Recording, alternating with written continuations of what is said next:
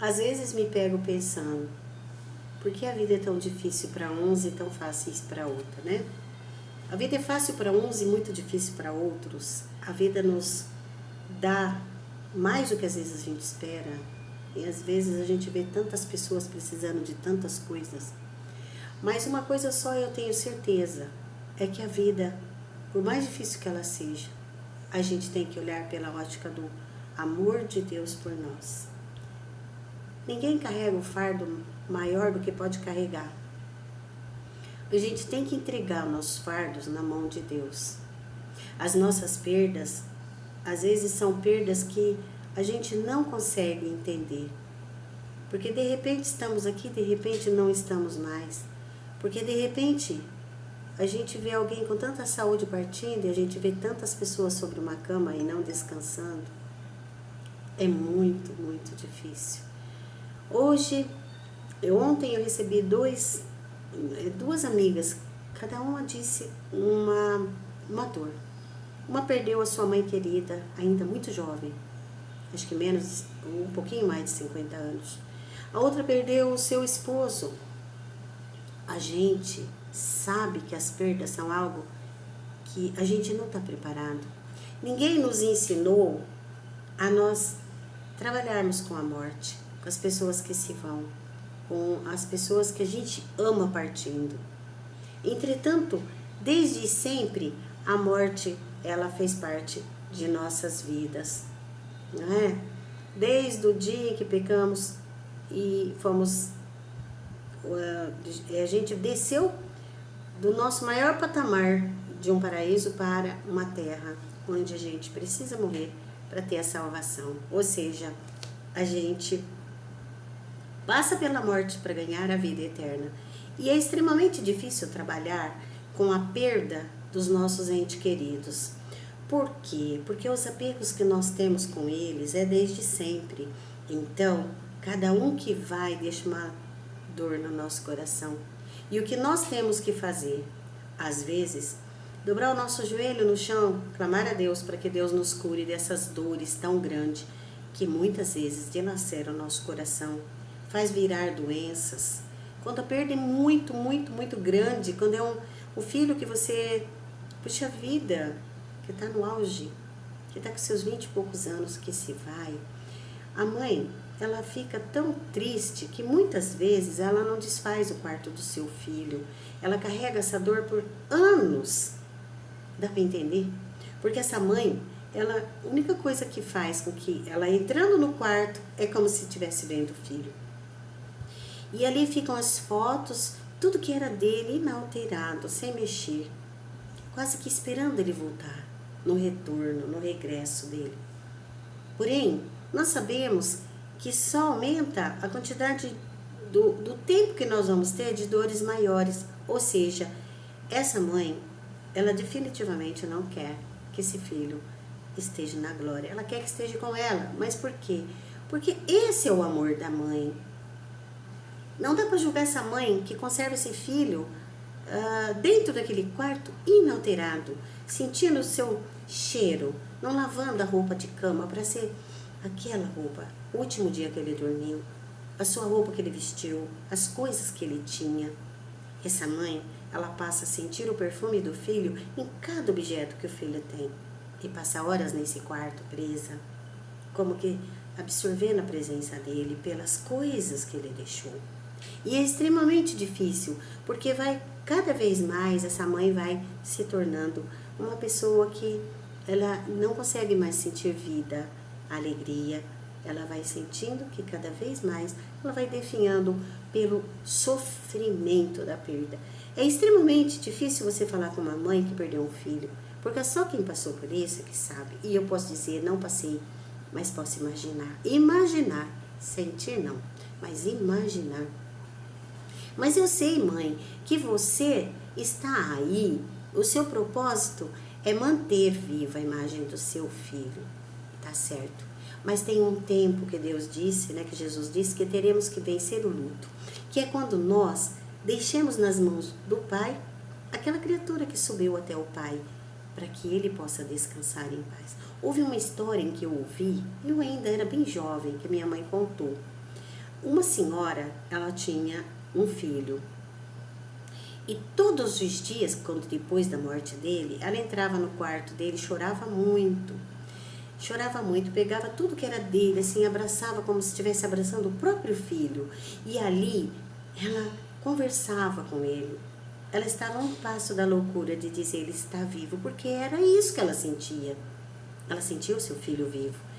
Porém, cada vez que ela sentia que ele não estava mais, ela desabava em choro e perguntava para Deus: por que, meu Deus, você levou o meu filho? E então, um dia, ela deita na cama dele chorando e ela passa por um sono muito gostoso na cama dele. E aí então, ela sonha com este filho. Ele aparece para ela no sonho e diz assim: mãe, descansa, eu estou bem. Mãe, por favor, as suas lágrimas estão quase que deixando uma névoa em mim.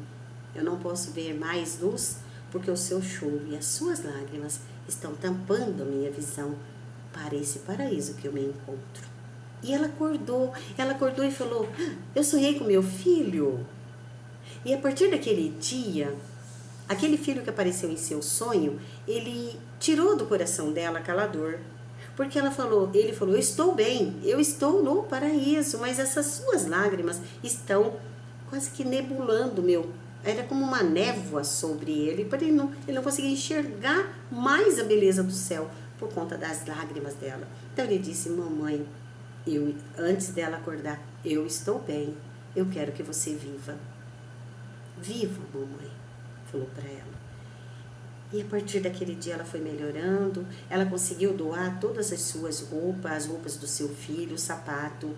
Ela transformou aquele quarto em um escritório. Ela colocou uma cortina branca, ela colocou uma mesa redonda com uma toalha branca, onde ali ela deixava a sua Bíblia, uma foto só dele ali, uma foto, porque tinha foto pela casa inteira. Ela manteve uma foto, não de quando ele partiu, quando ele era jovem, mas uma foto de quando ele era criança, porque é assim que são aqueles que vão para a glória. Eles voltam a ser criança, E aquele jovem que apareceu para ela não foi diferente. Ela não via ele como ele partiu, ela via ele quando ele tinha uma idade em que ele era graciosamente um menino. Então ela pôde entender que lá no céu ele entrou, não sofrível como aconteceu depois que ele partiu, que ela viu o sofrimento nele, né? Aquilo tudo que ela sofreu se transformou em alegria de saber que o seu filho estava sendo cuidado por Deus e que ele estava junto com as crianças, os jovens, os adolescentes. Porque é isso que a vida é. A vida é um eterno a gente viver em esperança que a gente quer cultivar, em amor que a gente quer dar. Mas como somos imperfeitos, às vezes metemos os pés pelas mãos, fazemos coisas que não queremos e vivemos coisas horríveis, que é a depressão por conta da falta desse entregar para Deus o tesouro que Ele te deixou aqui na terra. Então eu estou falando com todas as mamães, papais, irmãos e irmãs, os seus entes queridos estão bem, eles se encontram num lugar lindo, então descansem, eles estão bem. Se você nunca assistiu O Céu é de Verdade, pegue no YouTube. O Céu é de Verdade é uma história verdadeira que aconteceu nos Estados Unidos. E aí você vai entender o que eu estou falando aqui. Assistam. O Céu é de Verdade. Porque ali você vai ver que o fundo de verdade que o nosso Senhor deixou para nós é: eu estou preparando a morada para cada um de vocês. Não é? É isso que ele falou. Quando me for, vou preparar a morada. Nós temos uma morada no céu, gente. Que coisa linda, não é? Aqueles que são justos, aqueles que fazem o bem, não terão senão outra morada no céu. Então, se nós somos justos e somos bons fazendo o bem, o nosso cantinho está garantido no céu.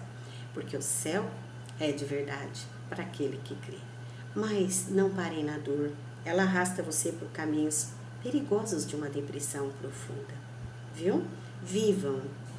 E lembre-se, a imagem que vocês têm que ter dos entes queridos é do quanto eles fizeram vocês felizes, porque nunca morrerão. Eles apenas passaram para um outro patamar, não é? Eles apenas estão repousando a carne aqui na terra, mas o espírito está com Deus. Então, se você passou por isso, lembre-se, a mensagem que eu deixo é: a ressurreição é para aqueles que creem. Então, se você crê na ressurreição, o seu ente querido, ele vai ressuscitar quando Jesus voltar. E quando ele voltar, você verá os seus entes queridos. E eu também espero ver meu pai, minha mãe, meu irmão, as pessoas que eu amei, que se foram para a glória. Entende? Então, todos vocês que estão tristes, chorando e com uma depressão profunda por alguém que partiu e que você nunca entendeu que a morte não é senão a passagem para a vida eterna. Não acaba aqui. Meus amados, como é bom saber que não acaba aqui, porque eu vou ter chance de estar um dia com os meus na glória, junto deles, entende? Então, você que está sofrendo, entregue seu fardo, essa dor para Deus. E como aquela mulher que sonhou com seu filho, e nesse filme fala muito de uma mãe, vocês vão lá que vocês vão ver, essa maior alegria que o seu filho que foi para a glória quer de você, que você viva, que você que plantou o amor nele também seja o amor para os que estão à sua volta. Não fique doente.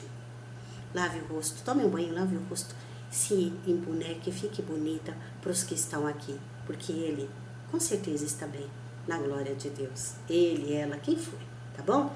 Então, beijo no coração, essa mensagem eu deixo para vocês.